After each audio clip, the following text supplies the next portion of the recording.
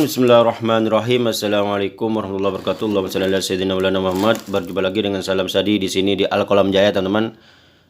Semoga kita semua tetap dalam limpahan rahmat dan lindungan Allah Subhanahu wa taala. Oke. Video kali ini merupakan lanjutan dari video tentang solenoid, toroid. Secara umum adalah induktor. Seperti itu, teman-teman. Teman-teman bisa melihat di video sebelumnya. Thumbnailnya kurang lebih seperti ini, dan di pengukuran dengan menggunakan alat ini juga ya, tentang induktor, teman-teman. Di situ cukup jelas saya menjelaskan mengenai induktor, pengertian, kemudian juga macam-macamnya, bentuk-bentuknya. Oke. Jika melihat gambar ini, maka induktor itu banyak sekali bentuknya, macamnya ya. Ini review sedikit, teman-teman ya. Bahkan inti dari induktornya macam-macam. Ada yang bentuk toroid memanjang, ada yang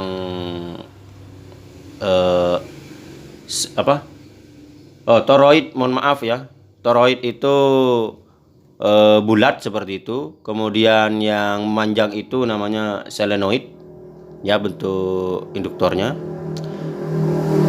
Kemudian ada yang intinya itu ferrit, ada yang udara, atau yang intinya macam-macam lah seperti itu. Oke. Ini merupakan rumus yang saya dapatkan di salah satu website, bahkan di buku-buku kurang lebih seperti ini. Dari nama websitenya adalah wiraelectrical.com. Oke, teman-teman bisa melihat rumus ini ya, walaupun mungkin teman-teman malas juga gitu ya lihat rumusnya. Rumusnya adalah L sama dengan N kuadrat kali mikro kali A per L kecil. L besarnya itu induktansi, satuannya Henry, kemudian N itu jumlah lilitan, mikro ya. Ini saya mendapatkan itu simbolnya mikro seperti itu. Itu permeabilitas inti ya, sifat dari intinya seperti itu. Bisa udara, bisa ininya, kan itu di fisika itu ada nilainya beda-beda ya, masing-masing jenis intinya seperti itu. Kemudian A itu luas permukaan ya, luas lilitan. Saya belum menemukan di beberapa literatur itu luas penampang dari kawatnya. Rata-rata itu mengungkapkan seperti itu ya. Oke, kemudian L kecil itu adalah panjang induktornya seperti itu. Oke. Cuma masalahnya, teman-teman, di prakteknya ya, itu tidak semudah apa yang ada di rumus. Ya, teman-teman bisa mencari literatur lain ya seperti itu. Oke. Udah ya. Ini saya akan menunjukkan, ini adalah alat ukur atau alat penunjuk apakah dia itu induktor atau dia hanya sebatas lilitan biasa yang tak terdeteksi sebagai induktor. Dia hanya dianggap sebagai resistor biasa yang memiliki hambatan dalam seperti itu. Oke. Nah, saya di sini sudah memiliki berbagai macam induktor, yang mana induktornya ini ya seperti di gambar tadi. Ada induktor yang beli jadi. Oke, yang beli jadi. Oke. Dan yang saya coba ngerakit sendiri. Oke. Saya akan mulai dari yang ngerakit dulu. Saya pertama ngerakit itu, ini diameter dari kawatnya itu sama, yaitu sekitar 1 mili ya. 1 mili kurang kayaknya. Tadi saya ukur itu pakai jangka sorong itu kurang lebih 1 mili ya. Teman bisa coba sendiri nanti di rumah. Yang pertama itu saya menggunakan inti udara dengan jumlah lilitan ini kurang lebih sekitar 20, ya kurang lebih 20 lilitan. Ya. Dengan teknik lilitannya ini menggumpal nggak karu-karuan. Dalam artian tidak urut dan kerapatannya cukup rapat. Ingat ya teman-teman ya, kawat yang bisa atau tembaga yang bisa digunakan untuk induktor itu adalah kawat yang sudah beremail atau ada selaputnya begitu. Kita cek. Yang ini sudah saya kerik ya, apa kerik bahasanya? Sudah saya kelupas ya. Sudah saya kelupas pelindungnya atau emailnya. Kita cek apakah ini terdeteksi sebagai induktor atau enggak. Tidak. Ini terdeteksi sebagai resistor dengan hambatan dalam 0,32 ohm. Oke. Dah.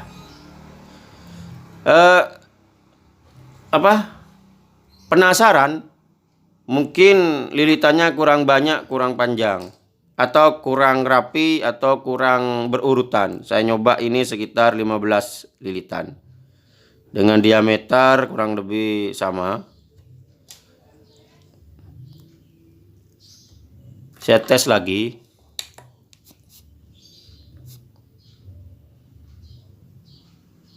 Sama. 0,33 ohm. Ya, tidak terdeteksi atau belum terdeteksi sebagai induktor. Oke, taruh sini yang belum terdeteksi. Kemudian saya nyoba lagi lebih panjang. Masih intinya inti udara, lebih panjang. Ini sekitar 50 sampai 70 ya. 50-an lah gitu. Oke, 50-an. Kumbaran. Teman-teman bisa menghitung juga ini. Masih terdeteksi sebagai resistor. Belum terdeteksi sebagai induktor dengan hambatan dalam 0,39 ohm. Kemudian ini 3 sudah ya. Ya. Kemudian saya nyoba menggunakan ini nyoba pakai inti ferrit ya. Ini ferritnya si baterai. Ya, saya coba dengan panjangnya sekian. Ini sekitar ini lilitannya sekitar 150-an lilitan. Ya. Dengan tingkat kerapatan seperti ini. Ya. Saya perbaiki lagi teman-teman ya. Sabar ya. Orang sabar itu ganteng dan cantik. Ya. Oke. Ya, kurang lebih seperti ini. Akan saya cek juga ini apakah terdeteksi sebagai induktor apa sama seperti teman-temannya. Ini sudah ada lilitan ininya loh.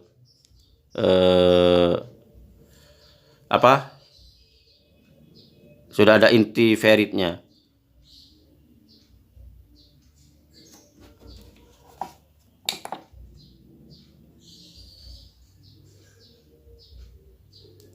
Juga belum terdeteksi sebagai induktor.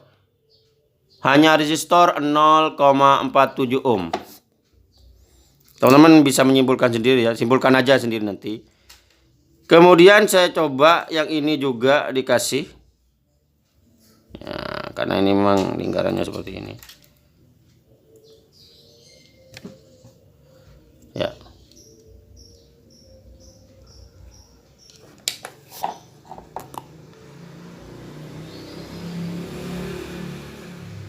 Masih resistor 0,39 ohm. Oke. Ini lain ini ya. Kemudian saya membuat seperti ini. Ini nanti ini ya. Ini terdiri dari 2 jenis lilitan pakai swidol dengan diameter ini sekitar berapa ini ya? Tidak saya ukur ya. Teman-teman coba sendiri nanti ya. Ini ukurannya lupa saya. Ya, ini lilitannya ini kurang lebih sekitar 50 lilitan, 50 gulung ini. Ini satu, ini tiga, satu, dua, tiga. Ini satu. Yang satu dulu saya coba.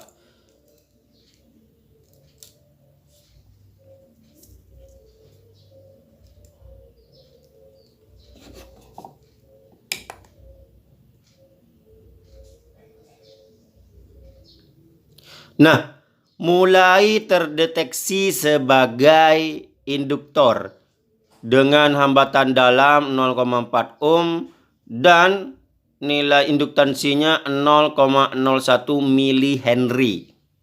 Oh, teman-teman sudah mulai berpikir. Jangan-jangan teman-teman sudah mulai berpikir alat ini memang untuk yang milihenry, satuan terendahnya, bukan mikrohenry. Ah, itu. Ya, teman-teman bisa berapologi, terserah teman-teman ya. Kita lihat ini 0,01 milihenry atau kurang lebih 1 2 3 10 mikrohenry. Nah, ini 10 mikrohenry. Ya. Oke, 10 mikrohenry ya. Kurang lebih ya. Oke, bagaimana yang di bawah 10 mikrohenry? Seperti 100 atau berapa? Oke. Yang ini, ingat ya, ini nilainya tadi oh, ini kok berubah ya? Ya. Ini saya pindah ke sini. Saya pindah ke sini. Oke. Ini 0,03 milihenry. Hambatan dalamnya 2 kali lipatnya, yaitu 0,8 ohm. Ini sama dengan 1, 2, 3, 30 mikrohenry. Oke. Saya akan nyoba gabung. Apakah ini bisa menjumlahkan atau enggak? Saya gabung seperti ini.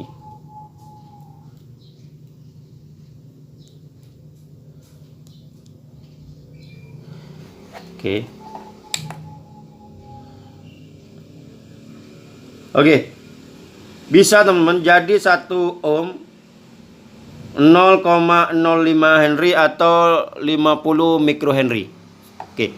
Nah, dari sini teman-teman sudah bisa mulai menyimpulkan ternyata apa yang jadi pengaruhnya.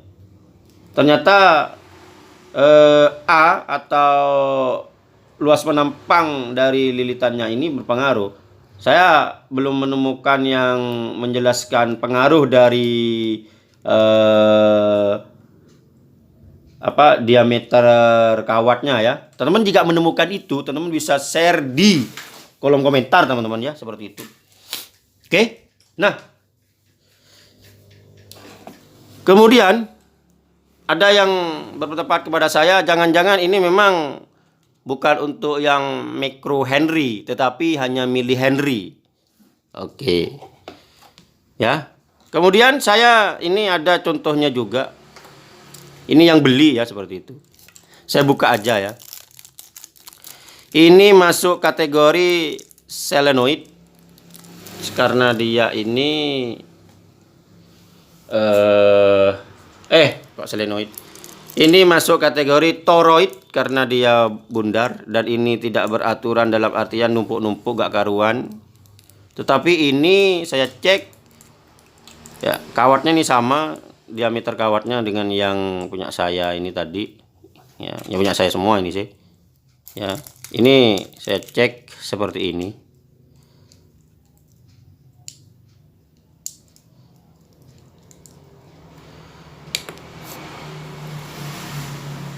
Oke. 0,3 ohm, 4,84 milihenry atau sekitar 1 2 3 4 ribuan mikrohenry. Oke. Oke ya. Yang sebelahnya juga sama.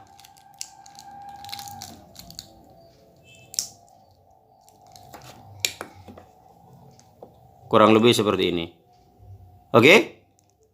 Bisa lihat teman-teman ya. Kemudian yang sebelahnya ini saya coba tancapkan ke sini. Apakah terdeteksi masih? Apa pengaruhnya? Nah, malah ini terdeteksi sebagai kapasitor. Oke. Oke ya. Teman bisa menyimpulkan sekarang, oh apa karena apa besar dari ininya, besar dari intinya atau dari kawatnya. Nah, ini besar dari inti dan kawatnya kurang lebih sama seperti tadi. Kawatnya linil malah lebih besar. Ini saya cek apakah ini terdeteksi sebagai induktor.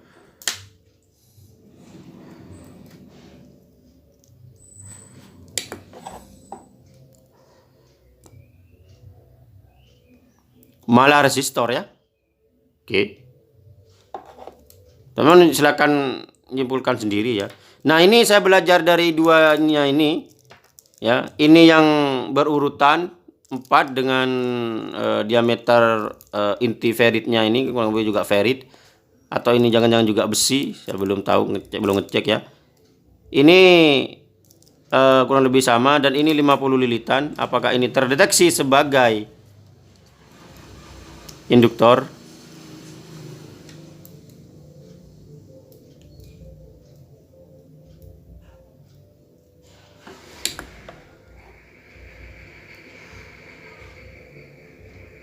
Ya, masih resistor ya. Seperti itu. Bahkan yang numpuk seperti ini,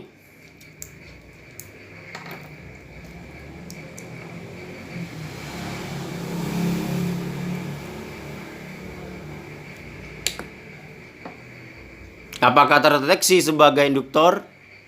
Ini 100 ya, 100 lilitan atau 1 kumparan, masih resistor. Oke. Teman-teman bisa menyimpulkan sendiri, bisa komen ya seperti itu. Ini kenapa? Ini bisa terdeteksi, ini bisa. Yang lain tidak bisa terdeteksi sebagai induktor. Padahal di rumusnya itu jelas ya, tidak tidak membahas mengenai apa? Jika lilitannya diameternya sekian itu tidak terdeteksi, tidak ada ya seperti itu. Yang ada malah apa namanya teman, yang ada malah seperti di awal macam-macam induktor itu ya, seperti ini ya induktor juga itu. Cuma kenapa kok ini tidak terdeteksi? Apa jangan-jangan alatnya? Terserah teman-teman itu berkesimpulan seperti apa, itu hak teman-teman ya. Saya cuma ingin mengungkapkan fakta di lapangan seperti apa. Jika teman-teman ingin membuat induktor sendiri seperti itu ya, walaupun kalau dalam pemahaman saya ini sudah induktor itu ya, dililitkan seperti itu sudah induktor. Cuma ya mungkin tidak deteksi atau apa gitu, satuannya di bawah itu atau bagaimana. Silakan teman-teman komen saja, komentar bebas di di kolom komentar. Terima kasih, mudah-mudahan sedikit dari kami ini bisa bermanfaat barokah dunia akhirat buat teman-teman semua. Kami akhiri, terima kasih. Wabillahi taufiq wal hidayah. Wassalamualaikum warahmatullahi wabarakatuh.